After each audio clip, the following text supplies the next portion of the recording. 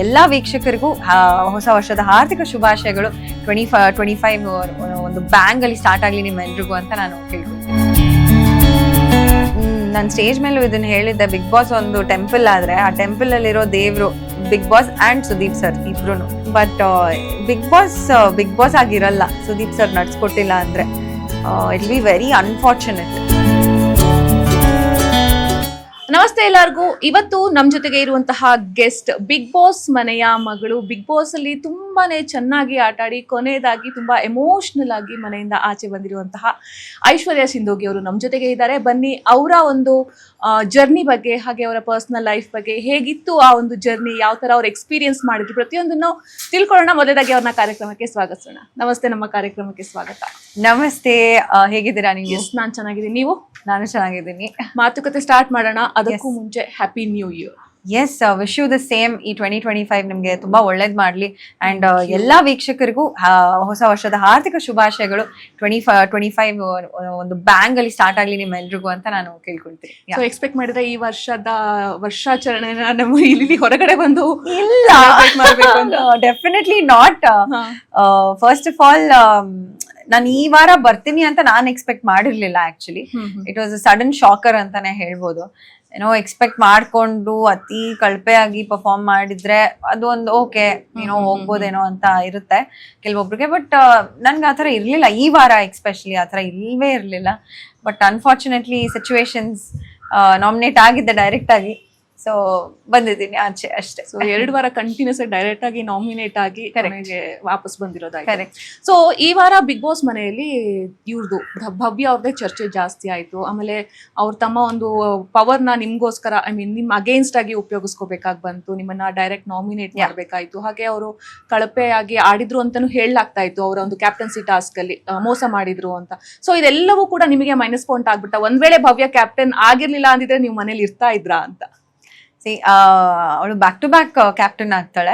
But ಆ ಹಿಂದಿನ ವಾರ ಏನಾಗುತ್ತೆ, ನಾನು ಆ ಕ್ಯಾಪ್ಟನ್ಸಿ ರೇಸ್ ಅಲ್ಲಿ ಇರ್ತೀನಿ, ಪರ್ಫಾರ್ಮ್ ಮಾಡಿ ಫೈನಲ್ ರೌಂಡ್ಗೂ ಬಂದಿರ್ತೀನಿ. ಆ ಫೈನಲ್ ರೌಂಡ್ ಅಲ್ಲಿ ಇಷ್ಟರಲ್ಲಿ 36 ಸೆಕೆಂಡ್ಸ್ ಅಲ್ಲಿ ಡಿಫ್ರೆನ್ಸ್ ಆಗುತ್ತೆ. ಅಂಡ್ ಬೆಲ್ ಹೊಡಿಯೋದು ನಾನು ಆಕ್ಚುಲಿ ಮರ್ತೋಗಿರ್ತೀನಿ. ಆ ಒಂದು ಕಾರಣ ಆ ಕ್ಯಾಪ್ಟನ್ಸಿ ಇಷ್ಟರಲ್ಲಿ ನನ್ಗೆ ಹೋಯ್ತು ಅಂತ ನನ್ಗೆ ಅನ್ನಿಸ್ತು. ಮೇ ಬಿ ಆ ವಾರ ನಾನು ಕ್ಯಾಪ್ಟನ್ ಆಗಿದ್ದಿದ್ರೆ ಇವತ್ತು ನಾನು ಇಲ್ಲಿ ಕೂತ್ಕೊಳ್ತಾ ಇರ್ಲಿಲ್ಲ ಅನ್ಸುತ್ತೆ.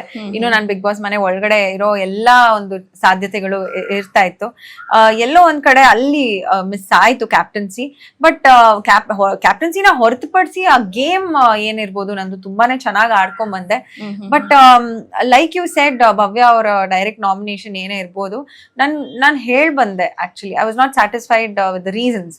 ಆ ರೀಸನಿಂಗ್ ಏನ್ ಮಾಡ್ತಾರೆ ನಾಮಿನೇಷನ್ ಅನ್ನೋ ಪ್ರಕ್ರಿಯೆಯಲ್ಲಿ ನನ್ಗೆ ಸ್ಯಾಟಿಸ್ಫ್ಯಾಕ್ಷನ್ ಒಂದು ಇರಲ್ಲ ರೀಸನಿಂಗ್ಸ್ ಅಲ್ಲಿ. ಅದು ನಾನು ಹೇಳಿರ್ತೀನಿ, ವ್ಯಕ್ತಪಡಿಸಿರ್ತೀನಿ. ಮೇ ಬಿ ಅದನ್ನೂ ಒಂದು ರೀಸನ್ ಆಗುತ್ತೆ. ಅಫ್ಕೋರ್ಸ್ ಅವರಿಂದಾನೇ ನಾನು ಡೈರೆಕ್ಟ್ ನಾಮಿನೇಟ್ ಆಗಿದ್ದೆ. ಕೆಲವು ಸಿಚುವೇಶನ್ಸು ಹಾಗೆ ಆಯ್ತು ಹೊರಗಡೆ ಬರೋ ತರ. That's it. ಏನ್ ಮೈನಸ್ ಆಗಿರ್ಬೋದು ಅಂತ? ಯಾಕಂದ್ರೆ ಮನೇಲಿ ಚೆನ್ನಾಗಿರ್ತಾ ಇದ್ರಿ, ಆ ಟಾಸ್ಕ್ ಗಳನ್ನು ಕೂಡ ಚೆನ್ನಾಗಿ ಆಟ ಆಡ್ತಾ ಇದ್ರಿ, ಎಲ್ಲಾರ ಜೊತೆನೂ ಹೊಂದ್ಕೊಂಡಿದ್ದು, ಮತ್ತೆ ಲವಲವಿಕೆಯಿಂದ ಇರ್ತಾ ಇದ್ದಿದ್ದು, ಎಲ್ಲಾ ಕಡೆಯಿಂದನೂ ಪ್ಲಸ್ ಪಾಯಿಂಟ್ ಆಗಿದ್ದು. ಮೈನಸ್ ಎಲ್ಲಿ ಹೊಡಿತು ಅಂತ? ಐ ಥಿಂಕ್ ಮೈನಸ್ ಇದ್ರೆ ಮಾತ್ರ ಯಾರೋ ಒಬ್ರು ಎಲಿಮಿನೇಟ್ ಆಗ್ತಾರೆ ಅಂತ ಏನು ಇಲ್ಲ.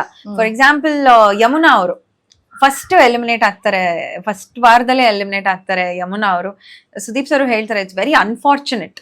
ಫಸ್ಟ್ ವೀಕ್ ಎಲಿಮಿನೇಟ್ ಆದವ್ರು ಏನೂ ಎಕ್ಸ್ಪೀರಿಯನ್ಸ್ ಮಾಡಿರಲ್ಲ, ಇನ್ನೂ ಅರ್ಥಕೊಳ್ಳೋದ್ರಲ್ಲೇ ಇರ್ತಾರೆ. ಬಟ್ ಅವ್ರು ಏನೋ ಇನ್ನೂ ಪರ್ಫಾರ್ಮೆನ್ಸ್ ಅಂತ ಏನು ಮಾಡಿರಲ್ಲ, ಅಥವಾ ಟಾಸ್ಕ್ ಮೇಜರ್ ಆಗಿ ಏನು ಇರಲ್ಲ. But shall be eliminated first weak.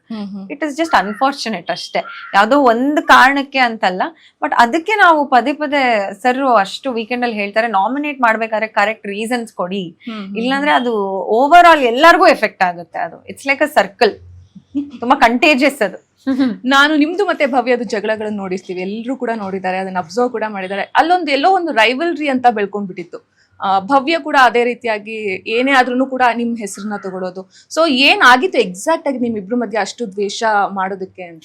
C, I will tell you something. ನನ್ಗೆ ಅಲ್ಲಿರೋ ಯಾವ ಕಂಟೆಸ್ಟೆಂಟ್ ಮೇಲೂ ದ್ವೇಷ ಸಾಧಿಸ್ಬೇಕು ಅಥವಾ ಅವ್ರ ಮೇಲೆ ಜಿದ್ದು ಸಾಧಿಸ್ಬೇಕು ಅಂತ ನನಗಂತೂ ಇರ್ಲಿಲ್ಲ.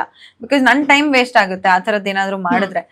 ಬಿಕಾಸ್ ಅಲ್ಲಿ ಕೊಡುವಂತ ಟಾಸ್ಕ್ ಮೇಲೆ ನಾವು ಕಾನ್ಸಂಟ್ರೇಟ್ ಮಾಡ್ಬೇಕೆ ಹೊರತು ಆ ಕಾನ್ಸೆಪ್ಟ್ ಏನಿರುತ್ತೆ ಅದನ್ನ ನಾವು ಹೇಗೆ ತಗೊಂಡ್ ಹೋಗ್ಬೇಕು ಅಂತ ಕಾನ್ಸಂಟ್ರೇಷನ್ ಇರುತ್ತೆ ಹೊರತು ಯಾರ ಮೇಲೂ ದ್ವೇಷ ಸಾಧಿಸ್ತೀನಿ ಅವ್ರನ್ನೇ ನಾನು ಟಾರ್ಗೆಟ್ ಲಾಕ್ ಮಾಡ್ಕೊಂಡು ನಾನು ಗೇಮ್ ಆಡ್ತೀನಿ ಅಂದ್ರೆ ನಮಗೆ ಮೈನಸ್ ಪಾಯಿಂಟ್ ಆಗುತ್ತೆ ಅದು. ಸೊ ನಂದು ಭವ್ಯದ ವಿಚಾರ ಏನಾಯ್ತು, I think second week something Hamsa ಅವ್ರ ಕ್ಯಾಪ್ಟನ್ ಆಗಿರ್ತಾರೆ. ಸೊ ಆ ಟೈಮಲ್ಲಿ ನಂದು ಮತ್ತೆ ಭವ್ಯಂದು ಒಂದು ಆಕ್ಟಿವಿಟಿ ಕೊಟ್ಟಿರ್ತಾರೆ, ಚಟುವಟಿಕೆ ಕೊಟ್ಟಿರ್ತಾರೆ. ಅವ್ರ ಮೈನಸ್ ಪಾಯಿಂಟ್ಸ್ ನಾನ್ ಹೇಳ್ಬೇಕಾಗಿರುತ್ತೆ, ನನ್ ಮೈನಸ್ ಪಾಯಿಂಟ್ಸ್ ನ ಅವ್ರು ಹೇಳ್ಬೇಕಾಗಿರುತ್ತೆ. ಅವ್ರನ್ನ ಅವರು ಎಷ್ಟು ಬೆಸ್ಟ್, ಯಾಕೆ ಬೆಸ್ಟ್ ನನ್ಗಿಂತ ಅಂತ, ವೈಸ್ ವರ್ಸ ಆ ತರದೊಂದು ಆಕ್ಟಿವಿಟಿ ಇರುತ್ತೆ. ಆ ಆಕ್ಟಿವಿಟಿಯಲ್ಲಿ ಅಂಡ್ ಅಷ್ಟರಲ್ಲಿ ಕೆಲವೊಂದಷ್ಟು ಮೈನಸ್ ಪಾಯಿಂಟ್ಸ್ ನಾವು ನೋಡಿರ್ತೀವಿ. ಅವ್ರು ಅವಾಗ ನನ್ ಫ್ರೆಂಡ್ ಆಗಿರ್ತಾರೆ ಆಕ್ಚುಲಿ. ಹೌದು.